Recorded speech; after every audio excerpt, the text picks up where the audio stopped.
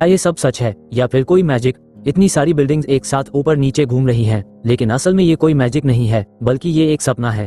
हाँ, आपने बिल्कुल सही सुना, ये सब एक सपना है। और ये सपना देख रही है एक लड़की जिसने अपने दिमाग में ये पूरी दुनिया बना ली है। अब सवाल ये है, उसने ऐसा सपना कैसे बनाया और सपने के अंदर इतना कंट्रोल कैसे संभव है? इन सारे सवालों के जवाब छुपे हैं इंसेप्शन मूवी की कहानी में। तो चलिए बिना टाइम वेस्ट किए इंसेप्शन की कहानी को आसान और मजेदार तरीके से समझते हैं। फिल्म के शुरू होते ही हमें देखने को मिलता है कि एक आदमी समुद्र के किनारे पड़ा हुआ है जिसका नाम कोब है। कोब को वहां पड़ा देखकर दो आदमी उसे उठाकर एक बूढ़े आदमी के पास ले जाते हैं जो उनका बॉस होता है। वह बॉस कोब से पूछता है, क्या तुम मुझे मारने आए हो? कोब कुछ नहीं बोलता और उसकी बातें सुन रहा होता है। इसके बाद फिल्म में कुछ दिन पहले की घटना को दिखाती है जिसमें कोब और आर्थर एक पार्टी में एक जापानी व्यक्ति से बात कर रहे होते हैं जिसका नाम सातियो है। कोब उस जापानी साथियों से एक विचार निकालना चाहता है जो एक लॉकर में सुरक्षित रखा गया था, लेकिन साथियों उस आइडिया के बारे में कुछ नहीं बताता। इसलिए वे लोग उस आइडिया को लॉकर से चुराने की योजना बनाते हैं। इसी दौरान कोब एक लड़की से मिलता है जिसका नाम मल है। कोब को लगता है कि मल उसकी मदद करेगी, लेकिन वो उल्टा साथियों का ही साथ देती है। जब कोब उस आइडिया को चुराने जाता है तो मल सारा खेल बिगाड़ देती है। असल में वे लोग असली दुनिया में नहीं थे, बल्कि अपने सपनों में प्रवेश करके ये सब कर रहे थे। वास्तविक जीवन में कोब ने साथियों को किडनैप करके उसे सुला दिया था। कोब के एक साथी नाश ने एक विशेष यंत्र की मदद से कोब, आर्थर और साथियों के सपनों को जोड़ दिया था ताकि कोब सपने के भीतर ही उस आइडिया को चुरा सके। साथ ही जो भी सपने में मरेगा वो असली दुनिया में जाग जाएगा। अब कोब ने आइडिया तो चुरा लिया, लेकिन वह उसे पढ़ नहीं सका क्योंकि मल वहां आकर आर्थर को मारने की धमकी देती है। लेकिन कोब खुद ही आर्थर को मार देता है, जिससे आर्थर सपने से जाग जाता है। कोब वहां से भागकर उस आइडिया को पढ़ लेता है और उसे अपने दिमाग में सुरक्षित कर लेता है। असल दुनिया में हुई हलचल की वजह से साथियों भी जाग जाता है और कोब का साथी नाश कोब को पानी में डालकर उसे भी जगा देता है। अब कोब और उसके साथी साथियों को एक कुर्सी पर बांधकर उससे पूछते हैं कि उस तिजोरी में तो खास कुछ नहीं था, फिर वह क्या छुपा रहा है? तब साथियों बोलता है कि उसे पता था कि वे लोग आइडिया लेने जरूर आएंगे, इसलिए आइडिया वहां था ही नहीं। वह आगे कहता है कि यह तो उन लोगों के लिए एक ऑडिशन था। फिर कोब गुस्से में साथियों को जमीन पर फेंककर पूछता है कि वह उनसे क्या छुपा रहा है। तभी साथियों को अपने घर में जमीन पर बिछे हुए कालीन से पता चलता है कि वे लोग अभी भी सपने में ही हैं।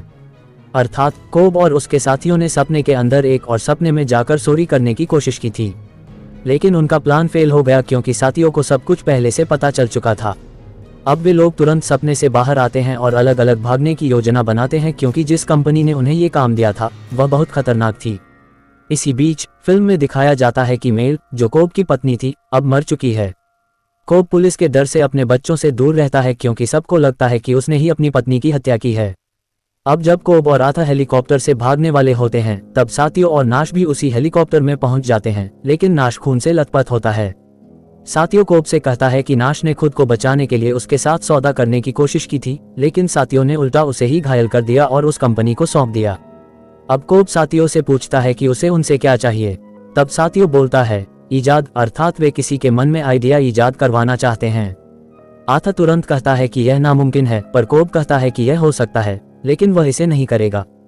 तब साथियों कहता है कि यदि कोब ये कर देता है तो वह उस पर लगे हुए आरोपों को हटा सकता है, जिससे वह अपने बच्चों के साथ सुखपूर्वक आगे की जिंदगी बिता सकता है। ये सुनकर कोब तुरंत हाँ कह देता है। कोब पूछता है कि ईजाद करने वाला आइडिया क्या है। साथियों बताता है कि एक कंपनी है जिसका मालिक एक बूढ़ा और बीमार आदमी है और अब वह कंपनी उसके बेटे के नाम होने वाली है। कोब को उस बेटे के दिमाग में यह आइडिया डालना है कि उसे अपने पिता की कंपनी को बिखेर देना चाहिए। अब कोब और आर्थर इस काम को करने के लिए साथियों की तलाश में निकल पड़ते हैं। सबसे पहले वे एक आर्किटेक्ट ढूंढने के लिए पेरिस जाते हैं, जहां वे कोब के पिता से मिलते हैं। कोब को उसके पिता ने ही सपनों के अंदर जाने का तरीका सिखाया था। कोब का पिता उसे एरियडन नाम की एक लड़की के पास ले जाता है जो एक बहुत ही प्रतिभाशाली छात्रा थी। कोब उसे सपनों में ले जाकर समझाता है कि सपनों में कैसे घुस सकते हैं और आइडिया चुरा सकते हैं। कोब कहता है कि यदि सपने के अंदर चोट लगती है तो असली दुनिया में भी दर्द महसूस होता है और यदि कोई मर जाता है तो वह सपने से जाग जाता है। वह ये भी बताता है कि जब वास्तविक दुनिया में सिर्फ 5 मिनट बीतते हैं तो सपनों की दुनिया में 1 घंटा बीत जाता है। इसके बाद कोब एरियडन से कहता है कि उसका काम सपनों को डिजाइन करना होगा। फिर कोब उसे सपने में एक डिजाइन बनाने के लिए कहता है और एरियडन सपने में एक अनोखा डिजाइन बना देती है। एरियडन ने सपने में ऐसा डिजाइन बनाया जिससे कोब चकित हो गया, लेकिन एरियडन के इस डिजाइन की वजह से सपने के लोगों को संदेह होने लगा कि उनकी यादों में कोई घुस आया है। इस कारण वे लोग एरियाडने को मारने की कोशिश करने लगते हैं, क्योंकि वे लोग एरियाडने के अंतर्मन के नहीं बल्कि कोब के अंतर्मन के लोग थे। तभी वहां पर मल आ जाता है और एरियाडने को मार देता है, क्योंकि कोब मल को अपने अंतर्मन में नियंत्रित नहीं कर सकता था। एरियाडने की मृत्यु के कारण वह सपने से जाग जाती है। अब कोब एम्स के पास जाता है और उसे भी अपनी टीम में शामिल कर लेता है, क्योंकि उसे प्लेन को कामयाब करने के लिए 1 बहुरुपया भी चाहिए था। लेकिन एम्स से बात करते समय कोब की कंपनी के लोग उसे ढूंढते हुए वहां पहुंच जाते हैं। ये वही कंपनी थी जिसने कोब को साथियों के दिमाग से आइडिया चुराने दिया था। कोब वहां से भाग तो जाता है, लेकिन वे लोग उसका पीछा करते रहते हैं। आखिर में साथियों वहां आकर कोब को बचाकर वहां से ले जाते हैं। दूसरी तरफ आर्थ एरियाडने को सिखाते हैं कि सपने में अनोखी चीजें कैसे बनाई जा सकती हैं। इसके बाद कोब, साथियों और एम्स एक केमिस्ट के पास जाते हैं जिसका नाम यूसुफ था, क्योंकि उन्हें गहरी नींद में सुलाने के लिए टीम में एक केमिस्ट की भी जरूरत थी। यूसुफ पूछता है कि टीम में कितने लोग हैं। कोब जवाब देता है 5। तभी साथियों कहता है कि वह भी उनके साथ सपने में जाएगा, जिससे अब टीम में 6 लोग हो जाते हैं। अब साथियों ने कोब और उसके साथियों को रॉबर्ट फिशर की तस्वीरें दिखाता है, जिसके अंदर वे लोग आइडिया डालेंगे। उन्होंने एक प्लान बनाया कि पहले लेवल पर एम्स पीटर ब्राउनिंग, जो कि कंपनी के मालिक मॉरिस फिशर का सारा काम संभालता है, का रूप धारण करेगा और रॉबर्ट के दिमाग में आइडिया उत्पन्न करेगा। दूसरे लेवल पर एम्स ब्राउनिंग की एक्टिंग करके रॉबर्ट के दिमाग में यह बात बैठाएगा कि यह आइडिया किसी और का नहीं बल्कि उसी का था। इसी बीच उन्हें पता चलता है कि रॉबर्ट और उसके पिता मॉरिस फिशर के बीच संबंध उतने अच्छे नहीं थे, जिससे प्लान को सफल बनाने में उन्हें एक फायदा मिला। उसके बाद उन लोगों ने फिर से प्लान बनाया कि सपने में 3 लेवल होंगे। पहले लेवल में वे लोग रॉबर्ट और उसके पिता के रिश्ते को थोड़ा खराब करेंगे, जैसे रॉबर्ट अपने पिता के रास्ते पर नहीं जाएगा। दूसरे लेवल पर वे उसके दिमाग में ये डालेंगे कि वह खुद के दम पर कुछ कर दिखाएगा, और आखिरी लेवल पर उसके दिमाग में ये डालेंगे कि उसके पिता नहीं चाहते कि वह उनके जैसा बने।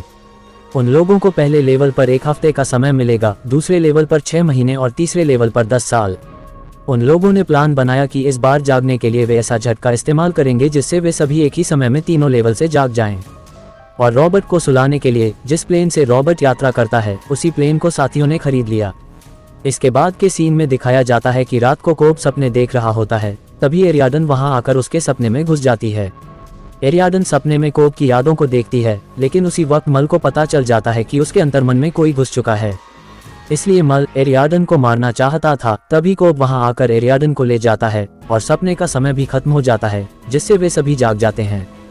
अगले ही दिन कोब और उसके साथियों ने एयरप्लेन में अपना मिशन शुरू कर दिया। पहले लेवल पर उन्होंने सबसे पहले रॉबर्ट फिशर को किडनैप किया। जब वे लोग फिशर को किडनैप करके गोदाम में ले जा रहे थे, तभी फिशर के अंतर्मन की सिक्योरिटी ने उन पर हमला कर दिया, जिसका उन्हें कोई अंदाजा नहीं था। इस हमले में साथियों को गोली लग जाती है, जिससे वह पूरी तरह घायल हो जाता है। फिशर को गोदाम में लाने के बाद एम्स घायल साथियों को मारना चाहता था ताकि वह रियल लाइफ में जाग जाए, लेकिन कोब ने ऐसा करने से एम्स को रोक दिया। उसने बताया कि नींद की दवाई इतनी ज्यादा है कि यदि साथियों को मारा गया तो वह कोमा में चला जाएगा, जिससे उसे निकालना नामुमकिन हो जाएगा।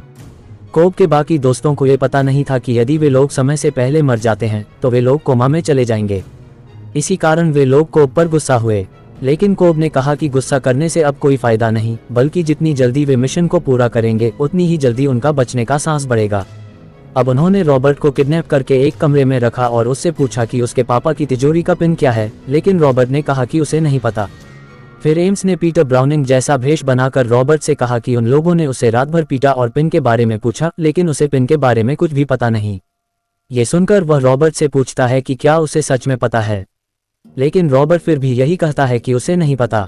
इसके बाद रॉबर्ट ने ब्राउनिंग से पूछा कि उस तिजोरी में क्या है। तब ब्राउनिंग अर्थात एम्स ने कहा कि उस तिजोरी में कंपनी की वसीयत है और इस वसीयत के अनुसार कंपनी का बंटवारा होगा, जिससे कंपनी बिखर जाएगी। इसी तरह एम्स ने रॉबर्ट के दिमाग में यह विचार डाल दिया कि उसके पिता कंपनी को बिखेरना चाहते थे। इसके बाद के दृश्य में कोब एरियाडने को अपने और मल के साथ जो हुआ वह बताता है।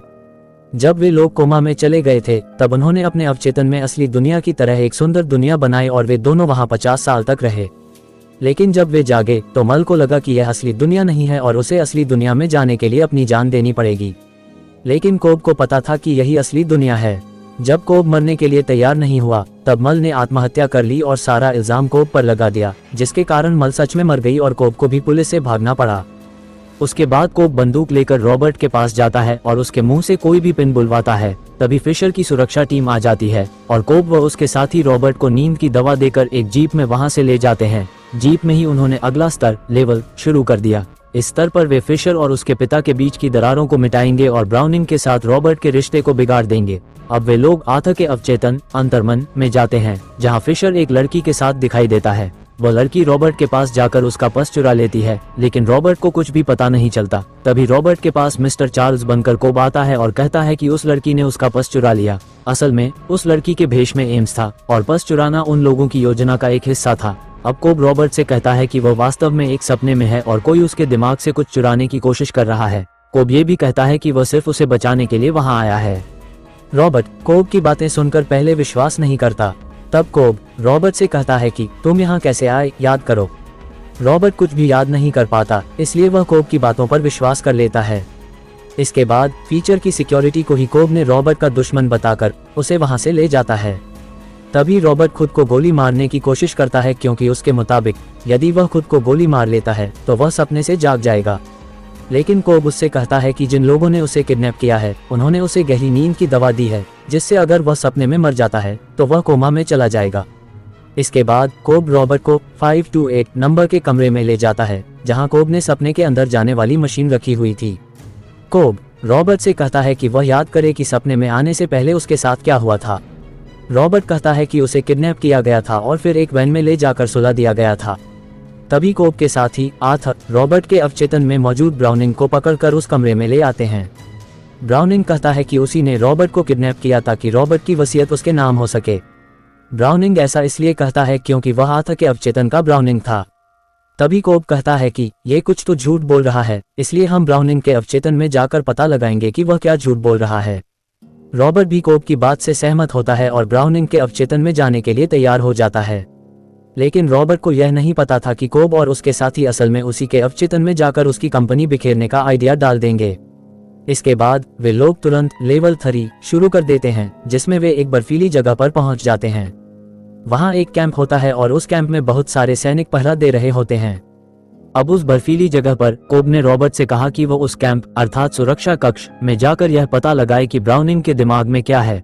असल में कोब और उसके साथियों ने उस सुरक्षा कक्ष में एक फर्जी योजना तैयार की थी, जिससे वे रॉबर्ट के अवचेतन में वह आइडिया डाल सके। उन्होंने ये योजना बनाई कि एम्स और साइटो रॉबर्ट को वहां पहुंचने में मदद करेंगे, जबकि कोब और एरिया ने दूर से ही सैनिकों का ध्यान भटकाएंगे। कोब रॉबर्ट के साथ इसलिए नहीं जाता क्योंकि अगर वह साथ जाता तो उसे सुरक्षा कक्ष के सारे रास्तों का पता चल जाता, जिससे मल भी वहां आ सकती थी। लेकिन तभी पहले लेवल पर फिशर के सुरक्षा गार्ड यूसुफ के पीछे पड़े थे, जिसके कारण यूसुफ को जल्दी ही गाना बजाना पड़ा।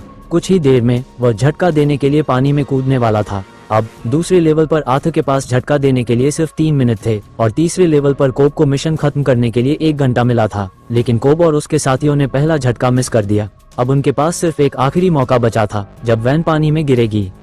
रॉबर्ट सुरक्षा कक्ष के अंदर पहुंचकर देखता है कि वहां एक बड़ा सा तिजोरी है, जिसे खोलने के लिए एक पिन चाहिए। पर रॉबर्ट उस तिजोरी के पास जा ही रहा था, तभी वहां मल आकर उसे मार देता है। कोब भी तुरंत मल को मार देता है, पर अब क्या फायदा, क्योंकि रॉबर्ट तो मर चुका था, जिसके कारण उन लोगों का सारा प्लान बर्बाद हो गया। तभी एरियाडन के दिमाग में एक आइडिया आता है और वह कहता है कि कोब और एरियाडन भी रॉबर्ट के साथ कोमा में जाएंगे और उसे एक पर्सनल झटका देकर कोमा से जगा देंगे। पर ज्यादा देर हो जाने की वजह से साइटो अब बच नहीं पाएगा, क्योंकि उसे पहले लेवल पर गोली लगी थी, जिससे वह बहुत घायल हो चुका था। कोब एम्स को झटका देने के लिए उस सुरक्षा कक्ष पर बम लगाने के लिए कहता है और फिर कोब और एरियाडन भी रॉबर्ट के साथ कोमा में चले जाते हैं। कोमा में जाकर एरियाडन कोब और मल द्वारा बनाई गई अंतर्मन की बंगलों और इमारतों को देखता है। कोब एरियाडन से कहता है कि यह सब उनकी बरसों की मेहनत का नतीजा है। अब वे उस दुनिया में मल को ढूंढते हैं, क्योंकि उन्हें पता था कि मल ने ही रॉबर्ट को किडनैप करके रखा हुआ था। आखिरकार कोब और एरियाडन को मल मिल ही जाती है, लेकिन मल उदास होकर अपने घर पर बैठी होती है। वह बार बार कोब से कहती है कि यही असली दुनिया है और उसे छोड़कर मत जाओ।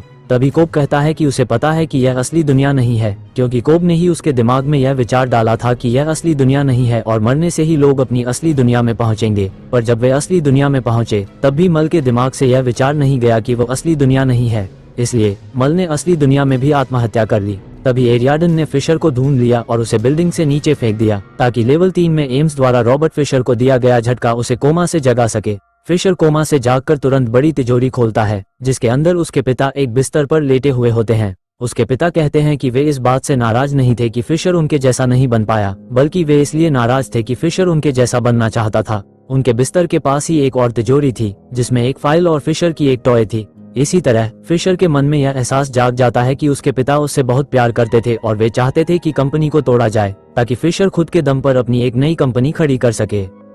दूसरी तरफ मल कोब को उसके पास से जाने नहीं दे रही थी, इसलिए एरियाने ने बंदूक उठाई और मल को मार दिया। लेवल 1 में यूसुफ ने आर्थर के कानों पर और लेवल 2 में आर्थर ने एम्स के कानों पर म्यूजिक बजा दिया। सभी झटके के लिए तैयार थे, जिससे बाकी सब तो लेवल 1 में पहुंच गए, लेकिन कोब नहीं पहुंचा क्योंकि कोब साइटो को भी अपने साथ लाने के लिए कोमा में रुक जाता है। असल में फिल्म की शुरुआत में जो बूढ़ा आदमी दिखाया गया था वही साइटो था और कोब साइटो को वास्तविक दुनिया में ले जाने के लिए ही वहां गया था। नींद की दवाइयों का असर खत्म हो जाने के बाद कोब के साथी और फिशर सपने अर्थात लेवल 1 से जागकर वास्तविक दुनिया में आ जाते हैं। कोब ने भी साइटो को यह विश्वास दिलाया कि यह असली दुनिया नहीं है और उसे वास्तविक दुनिया में ले आता है। मिशन सफल होने के कारण साइटो तुरंत पुलिस को फोन करके कोब पर लगे आरोपों को हटा देता है। अब कोब अपने बच्चों से मिलता है और आगे की जिंदगी खुशी खुशी अपने बच्चों के साथ बिताता है।